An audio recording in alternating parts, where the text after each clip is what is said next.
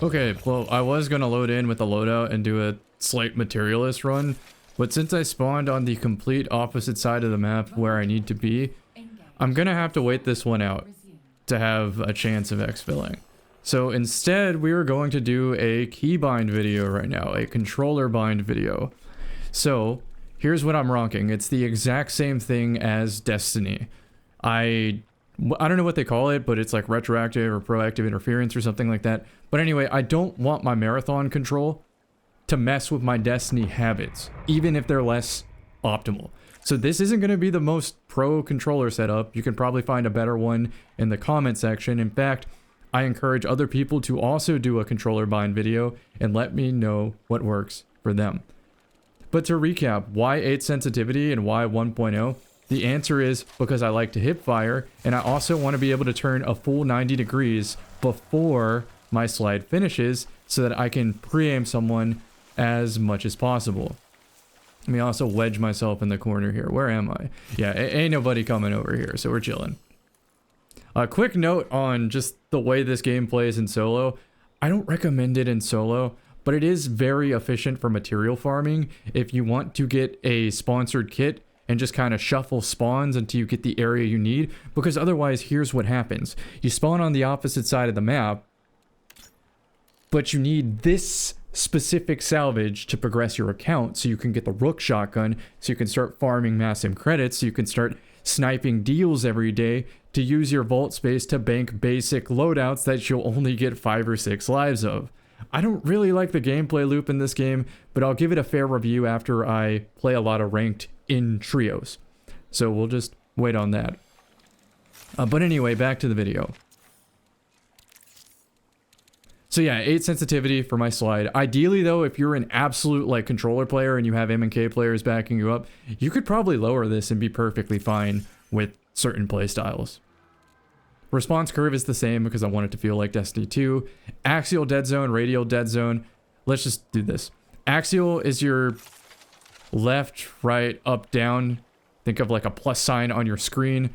It makes doing diagonals harder the higher you have the number up. But in games like this, even though there's a lot of verticality in this game, you still are aiming mostly at a horizontal gunfight when you finally acquire your target.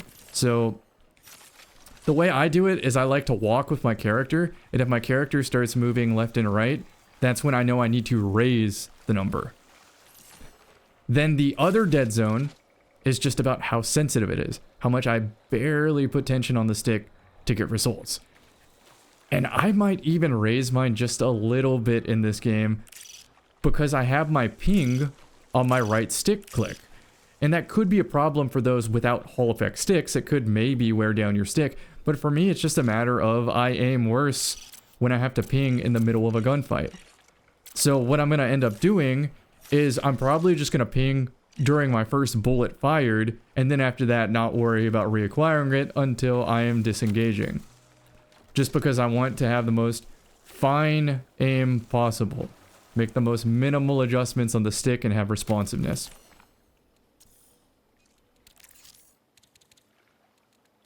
Moving on, no vibration. None of, actually, I've never considered vibration here. Maybe that'll give away footsteps near you. I wonder. We're gonna revisit this, but test it yourself. We're gonna revisit this. Okay, big one here is hold crouch.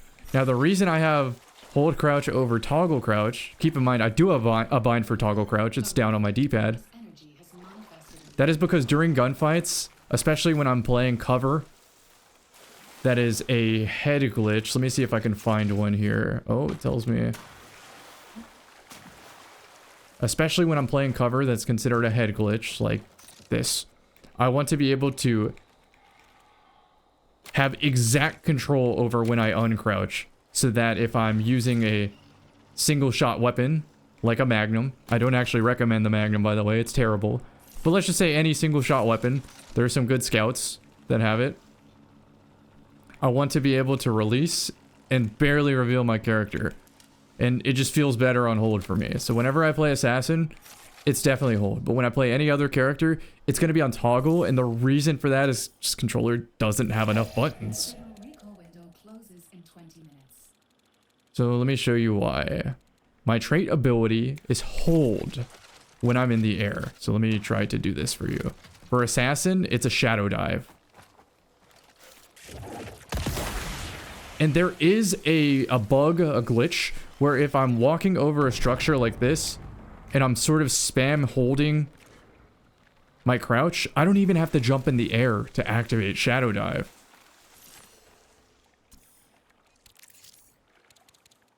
So that's why I have it the way I do. But if I was to play, let's say, Thief, I think Thief is a better character in solo queue than Assassin, for those that know everything about the game. I would switch the trait ability to down on the D-pad, so that's Thief's visor. And then I would switch hold crouch off by not selecting any binding. And it removes that. Then I'd switch toggle crouch to B. So that's how I would play Thief. And you might be wondering, how am I going to activate the... I'm changing it back, by the way. How would I activate her grapple? Well, for that is up on the D-pad. But you might be saying, that's really difficult to press. This is what brings me to my controller. The Nacon Revolution X. Now, I don't believe they make this model anymore. I'm going to be asking for a sponsored link or a sponsored video soon, so pay attention to that. Maybe you can get a nice little discount. But as you notice, my binds, I've remapped the face buttons, A, B, X, Y, to my D-pad. So I claw by using my right index finger to press the Y button to grapple or activate my invis without affecting my left and right thumb on the thumbsticks. And then for the buttons, the paddles under the controller, those are my face buttons. Make sense?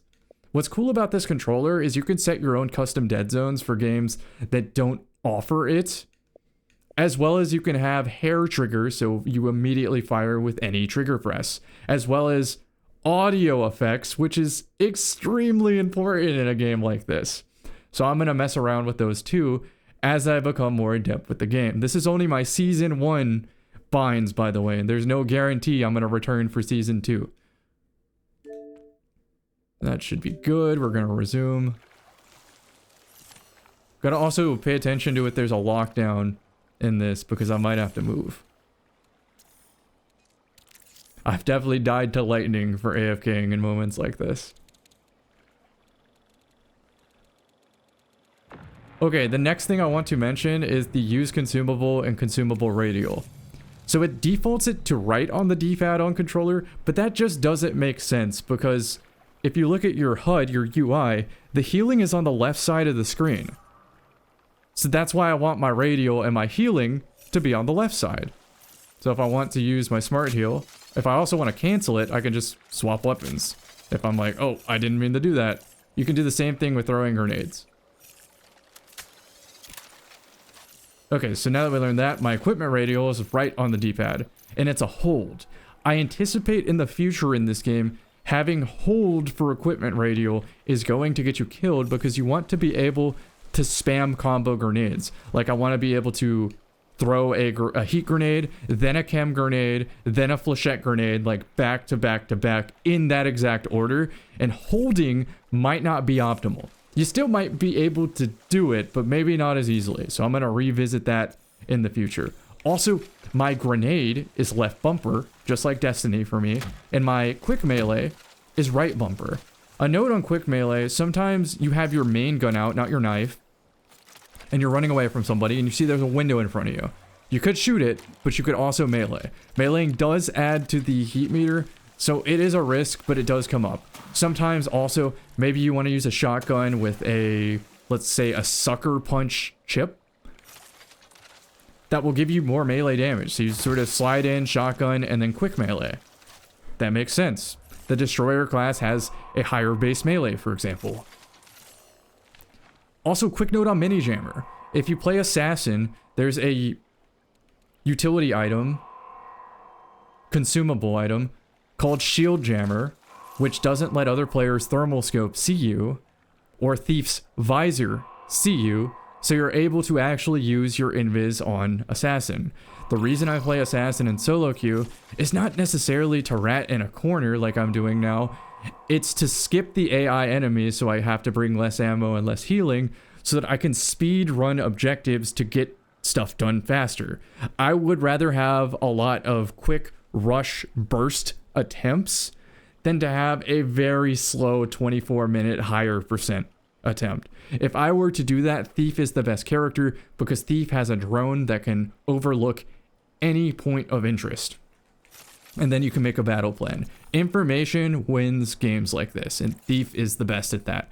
Thief Grapple also can put you out of reach of other characters, where unless they have a TAD, which is a device on the map that wall hacks, or a wall hack ability, or another drone, they will never know you're there. So you could AFK and go to the kitchen, and good chance you will live. Anyway, long story short, I don't recommend playing in solo for anything except account progression, and that's mainly for priority contracts.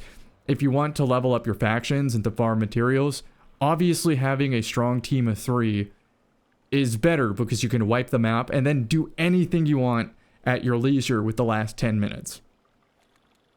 Because in trios, people likely give themselves away by triggering birds or just being loud in some regard. Like, not all 3 players are perfectly disciplined, so you typically will wipe the map first. Okay, with that being said, what else do we have here? My ping. I talked about my ping being on the right stick, but weirdly when you pull out the knife, if I hit my quick melee button, it changes my ping there. I wish it was just a light attack. It's just a preference thing of Bungie employees watching this video. It just doesn't feel intuitive. But with a knife, you have a combo, triple swipe, or you can hit the left trigger and it does a heavy strike. Depending on what type of shield you're dealing with or what type of enemy you're dealing with or the situation, use either. I don't know the exact nuance there, but there is a reason to do it. What else do we have here? Toggle weapon action. That is tap, whereas my radial menu is hold. So if I was using something like, actually perfect weapon here, I have a shield. By the way, the shield is really good for budget loadouts. Foundation shield. So even if you have a green shield or no shield at all, using the weapon shield adds to your health and makes them not able to hit precision damage. Now granted, in solos, you'll still probably die no matter what you bring in because someone will just sit in the corner for the whole match. But the thought process is there, and it especially might be useful in 3s. There is definitely a weapon and a shell meta that is already in the game. And I think players are undervaluing throwing infinite grenades at people. Because you can just stockpile grenades in a casual run, and then whenever you start playing other good teams, just throw every grenade, and that sort of funds itself. I'm just going to do one more search through here. I'm also going to repeat a lot of this stuff in future videos. It's just for players that maybe are encountering my channel for the first time. Might be the first time they've heard some of that information. So my video settings, sound settings, very important. I would even probably say make the music 0.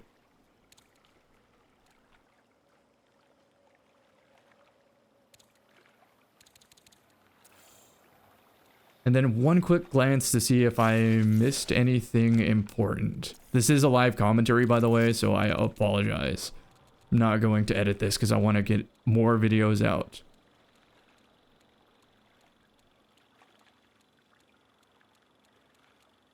I'll say opening your map does make a noise, not necessarily because of the map, but because pulling the weapon out makes noise. So be careful if you're trying to stalk a player. You will give yourself away by pulling up your map, so unfortunately you just gotta learn the map without the mini-map. Does help to know where the Exfils are though, and this is a terrible Exfil because someone always camps the roof, so realistically, this is a better Exfil, but if I go through intersection, someone's always camping in those buildings, so I can't do that one either. So the play, unfortunately, is to wrap maintenance, pay attention if anybody activates it, and then probably do the greenhouse exit around algae pond. So depending on where you spawn in solo, it really just determines your fate off the rip. I've had many matches where I get into a fight in the first 10 seconds because I know the spawn's better than a different player and I catch them in transit. Anyway, friends, I hope you enjoyed this video. I will see you in the next one, maybe with some solo queue tips, maybe drop a Destiny video. I'm going to start uploading a lot more Destiny. And I'll attempt to play ranked and whatnot on my Twitch stream, twitch.tv/CammyCakes. I'll see you in the next one. Take care.